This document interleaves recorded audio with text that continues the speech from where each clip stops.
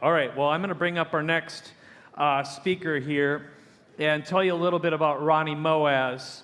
So what I was talking to him right before I walked on today, and he said the biggest thing, and this guy is genuinely a rocket scientist, rock star sort of guy, and I'll tell you more about his background in a moment, but what he's most proud of right now is an organization he's been working with called Food for the Poor, which has raised over $1 billion in humanitarian aid, and it's one of the things he's going to talk about, which is cryptocurrency and income inequality. So listen to this background, though. He's the founder of Standpoint Research, top-breaking stock picker from 2008 through 2017. He's had over 100 television, newspaper, radio, and magazine interviews since 2014.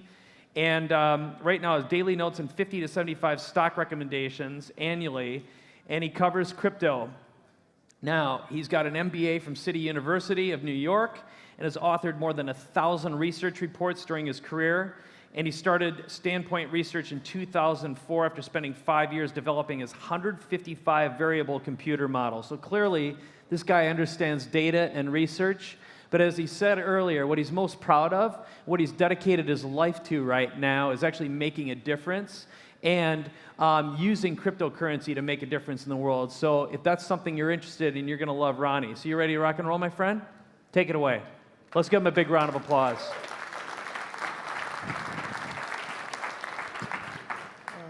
Thank you for showing up. I just have to explain that I was in the hospital on the 8th of February. I thought that I had a stroke. It turns out that it was Bell's palsy. The consensus amongst the doctors is that I have an 80 to 90% chance to recover completely within 6 weeks. The reason I'm mentioning this is I have paralysis on the right side of my face, and it'll be a little bit difficult for me to talk. So I just ask for your undivided attention and not to talk over me. Thank you. Again, thank you for showing up at the conference. A couple of minutes about myself. I was born in New York. I moved to Miami Beach 8 years ago. A lot of people ask me where my accent is from. I lived in Israel for 10 years when I was growing up. I served in the Israeli army as well. I have a master's degree in finance from Baruch College in New York, and I have 4 websites. I've also visited more than 70 countries around the world, and I have a very large music collection. I started Standpoint Research 14 years ago.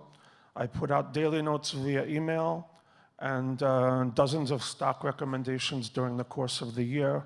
The ideas are generated by a 155 variable computer model that took me 5 years to develop back in the 1990s.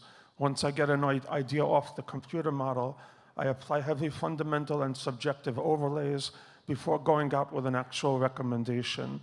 The recommendations usually have 20, 30, 40-page reports attached to them. So I am not giving you a recommendation just because it scored well on my computer model. You can see the entire computer model on my website. This is just a cropped photo that you're looking at right now. I've received many awards over the last 10 years. I recently received recognition as the with a number 5 ranking for my performance in 2017. TipRanks also has me with a top 20 ranking for my performance over the last 10 years, and that is compared with more than 4,700 analysts. Every one of my 600 recommendations during the last 10 years was time-stamped by at least 4 different news wires, including Bloomberg, Dow Jones, and Yahoo Finance.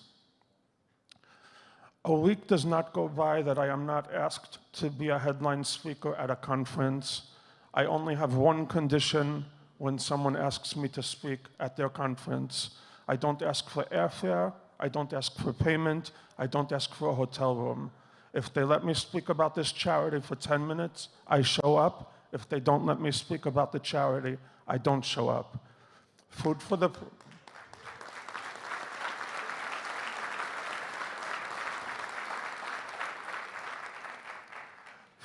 Poor is a magnificent organization that was established in 1982.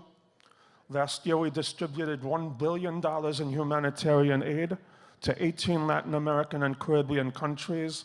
The administrative expenses were less than 5%. After the hurricane that hit Puerto Rico a few months ago, we added Puerto Rico to the list of countries and territories that we support.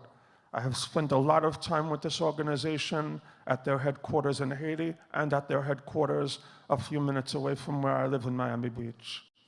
They have 300 people at their headquarters in Coconut Creek, and anybody that goes to visit that headquarters will never be the same after they see what I saw on my first visit there in 2016.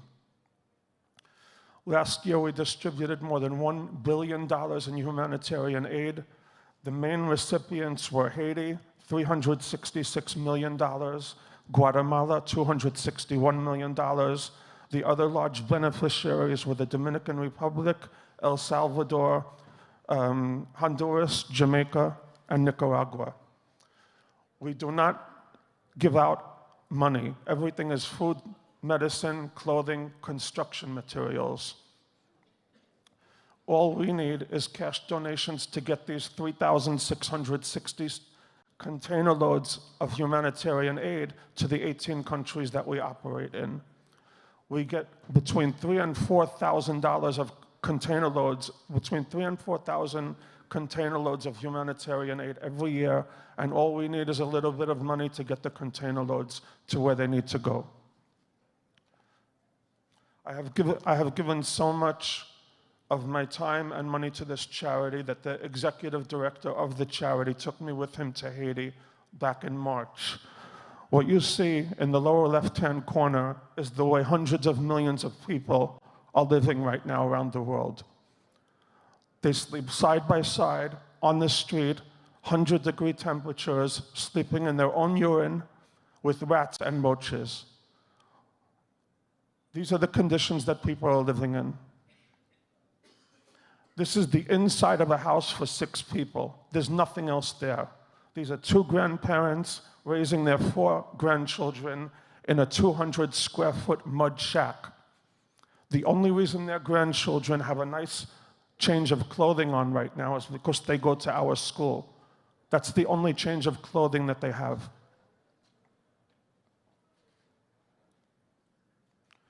When there was a hurricane that was supposed to hit Miami Beach where I live a year ago. Instead, as usual, Haiti took the hit and it devastated the country that had still not recovered from the earthquake 8 years ago. Within 90 days, this charity built 160 double-unit concrete homes and took 1,000 people off the street. 400-square-foot double-unit concrete homes, 160 homes. It cost $1.2 million. We took 1,000 people off the street with that money.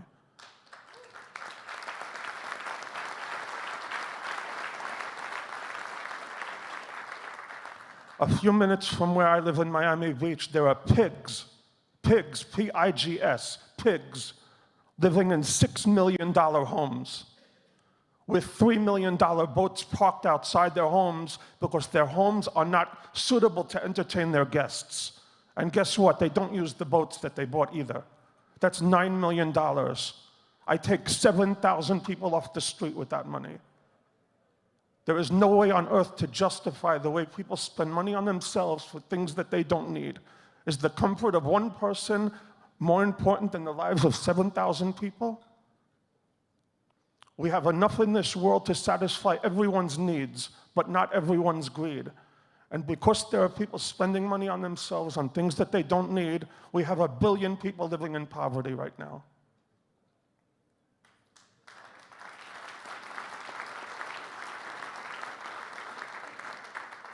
We don't just build houses for these people. We build the houses next to the water. We teach them how to fish, and these are our boats. We also put their houses next to farmland and teach them how to farm and grow fruits and vegetables. They follow our instructions at these villages that we set up, and within a few months, they're generating enough fruit, vegetables, and fish to live off of, and there was something left over so that they could sell it in the market and come up with a little bit more revenue for their other living expenses. This is the soup kitchen I was on in Haiti. This is how people start their day. They wait 90 minutes for a little bit of rice and beans so that their children will not starve to death. And they come back to this line twice a day, every day. We distributed 400 million meals last year. People will spend $150 on a dinner with their girlfriend in a restaurant, and they will not think twice about it. $150 buys 600 pounds of rice and beans and feeds 3 starving children for an entire year. Last year, 1 million children starved to death, and nobody speaks about them. We live in a country where people are more passionate about the Dallas Cowboys than they are about people that are starving to death, and we should be ashamed of ourselves. This woman was on the street with 5 children of hers. This might be the only time you will ever see her 5 children smiling. They did not deserve to live on the street when we found them there. $7,200, we took them off the street, double unit, 400 square foot, hurricane-proof, concrete home, $1,200 a person. They're not on the street anymore. I am a year or 2 away from being able to completely fund out of my own pocket a 9-structure, 5-star orphanage in Jamaica.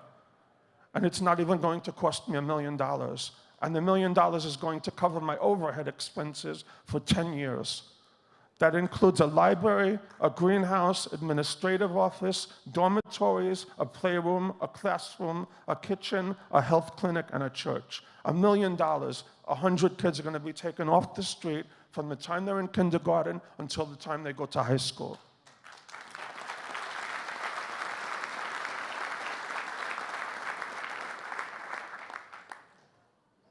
Bishop Auguste Beauvoir manages our headquarters in Haiti.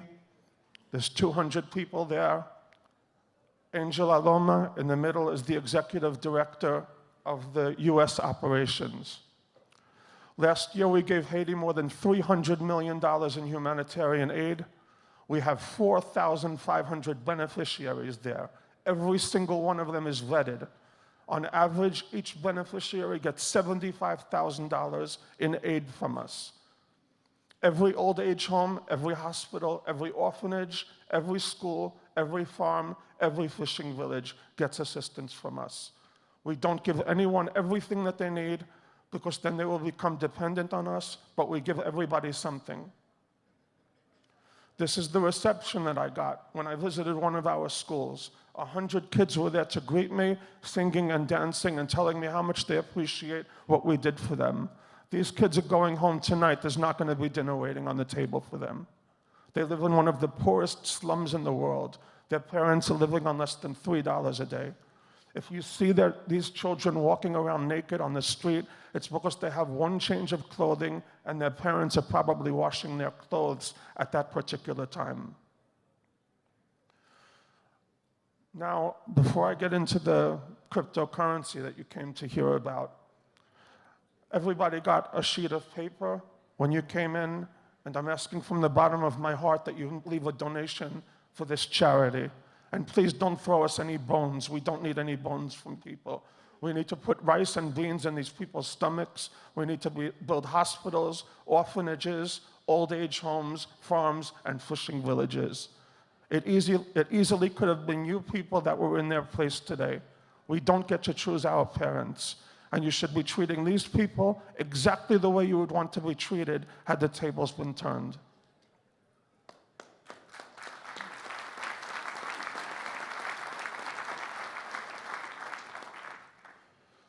Now, to get to the Bitcoin part of my presentation, we have $200 trillion right now tied up in cash, stocks, bonds, and gold around the world, and all 4 of them are overvalued. I don't know anybody under age 40 that is even looking in the direction of either of those 4 options right now. If 2% of the $200 trillion that is right now in cash, stocks, bonds, and gold ends up in cryptocurrency, you're looking at a $4 trillion valuation, 8 times where we are today. If Bitcoin holds on to its current market share, the price will be $88,000, and that is my target looking out 3 years. My target for the end of this year is $28,000. A few weeks ago, Bitcoin, for a brief period of time, became the 19th most valuable currency in the world out of 193 currencies. If the bulls on Bitcoin are correct, this will become the most valuable currency in the world within 10 years, and the price will be $300,000. It will then have the same valuation as the Chinese currency and coincidentally gold, which has approximately the same valuation. Some people say, how can I value Bitcoin the same way I'm valuing gold? And it's very simple. I don't know how much gold there is in the ground. I know how much Bitcoin there is, and I also know that in a couple of years, there will be hundreds of millions of people around the world trying to get their hands on a few million Bitcoin. And this mind-boggling supply-demand imbalance is what will probably drive the price of this deep into the six figures.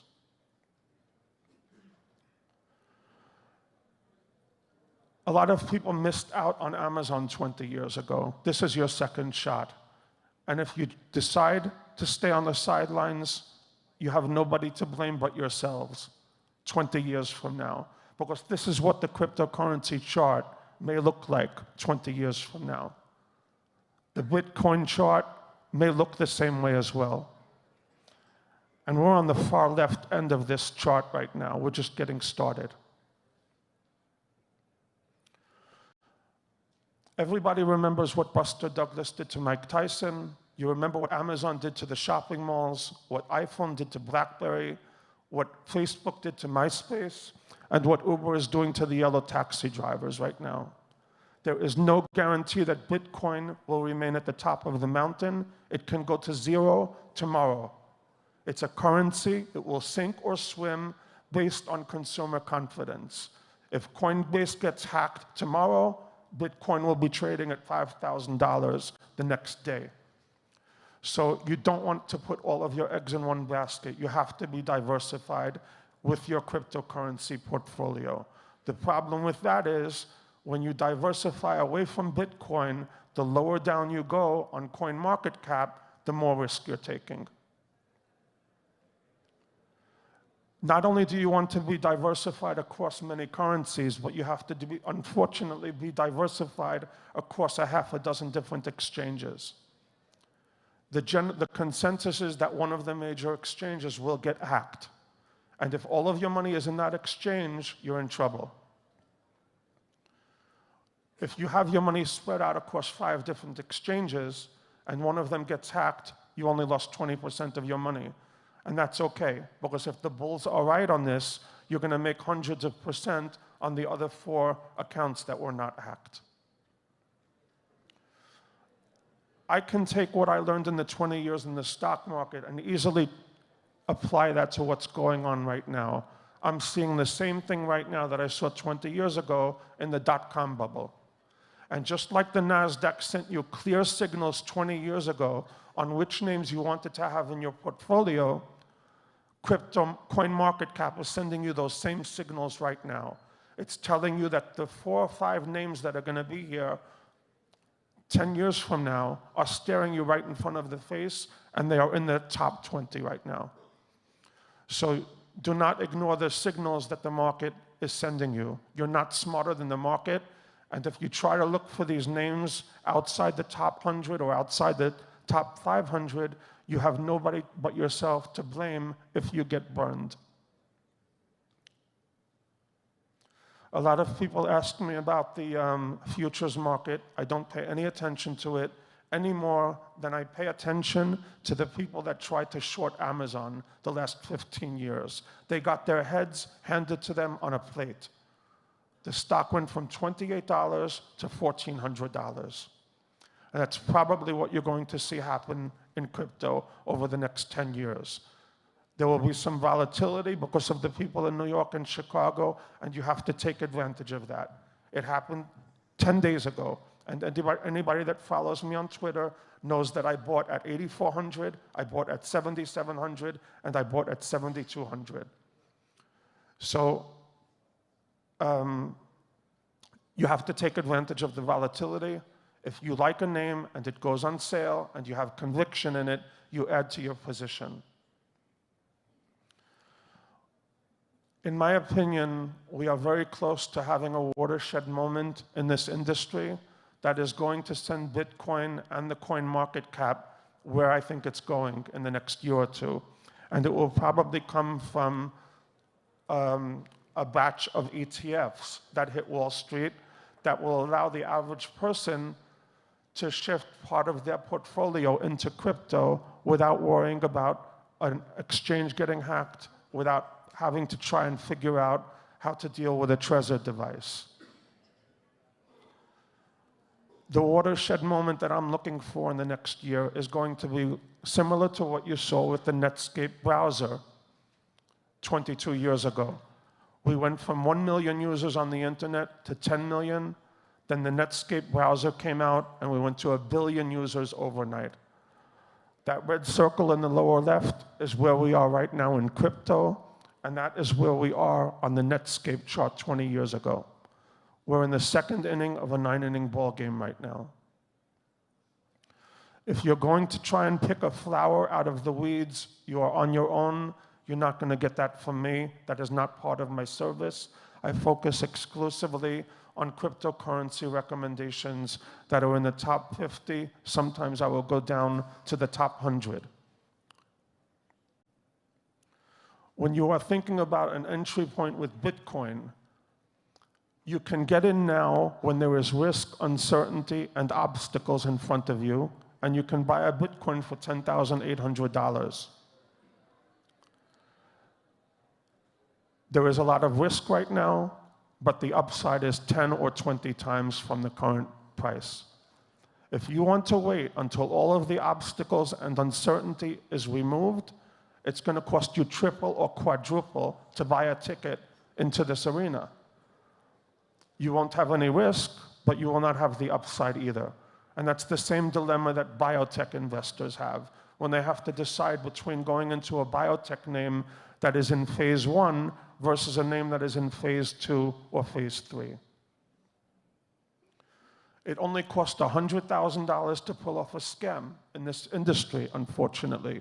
You need $25,000 for a white paper. You need $25,000 for a website.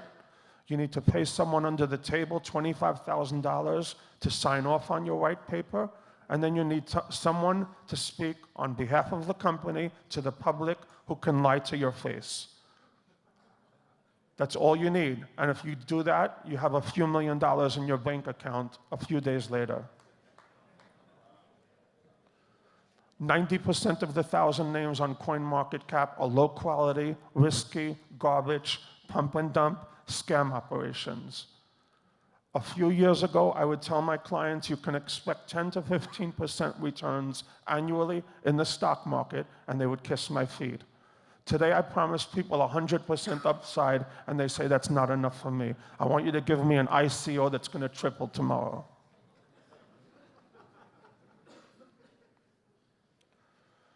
There are no shortage of headlines coming out. I disregard all of them. All it is noise. Every day there are dozens of headlines, and many of them are scary on the surface, but I am not paying attention to any of them. This is a supply-demand imbalance unlike anything I've ever seen in my life, and there's going to be hundreds of millions of people trying to get their hands on a few million Bitcoin a couple of years ago, and that is the only thing I'm focused on right now.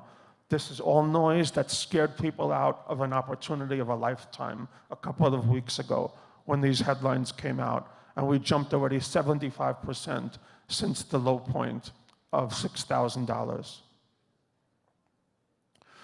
I want to close my presentation going back to what I started with. I am nauseated and sick to my stomach by some of the things I see in this country. I've been in 75 countries around the world. I've been in 38 of the states in this country. When I went to junior high school, they taught me that slavery was abolished in this country in 1863, I think was the date. What nobody talks about is that after slavery was abolished, we sent publicly traded companies like Starbucks and Freeport-McMoRan to Africa, and we raped an entire continent. Everything that is in their continent has been stripped out of the ground. Coffee, tea, diamonds, gold, crude oil.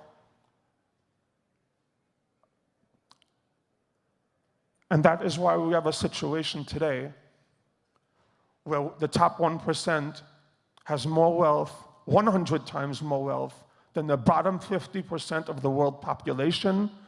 And that is why millionaire and billionaire shareholders of publicly traded companies that are raping Africa right now and have been doing so for decades, they are sitting in their yachts and on their mansions and on their yachts, while the people in Africa are living on $3 a day.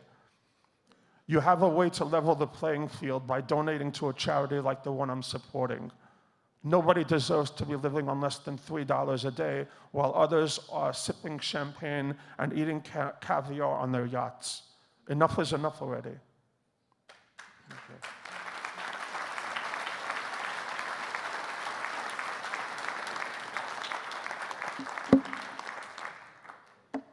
All right, you want to do any questions?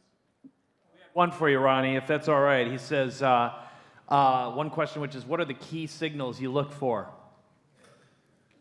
When it, I guess, comes to valuing valuing an investment. Oh, well, when I choose stock recommendations, it's driven by a 155 variable computer model that took me 5 years to develop. Once I get the idea, I apply heavy fundamental and subjective overlays, and I'll put out a 20, 30, 40-page report. You can see a sample on my website. With cryptocurrency, it's a lot more difficult. I understand how to value Bitcoin. Once you get past Bitcoin, it's very, very difficult to figure out what's going on. All of these names have run up purely on speculative value alone. And in the next 6, 12, 18 months, if these names don't show a utility value that matches the speculative value that is currently reflected in the coin prices, they will crash. And you are playing with fire if you go outside the top 20. There we go. Very good. So they can learn more and visit your website at Standpoint Research. Thank you so much. Right? Great job. Let's give him another hand. That was awesome. Very nice. You're doing good stuff, man. All right. So I've got two things. There's a guy who knows how to make money and is giving back at the same time, which is what the game's all about. Right on.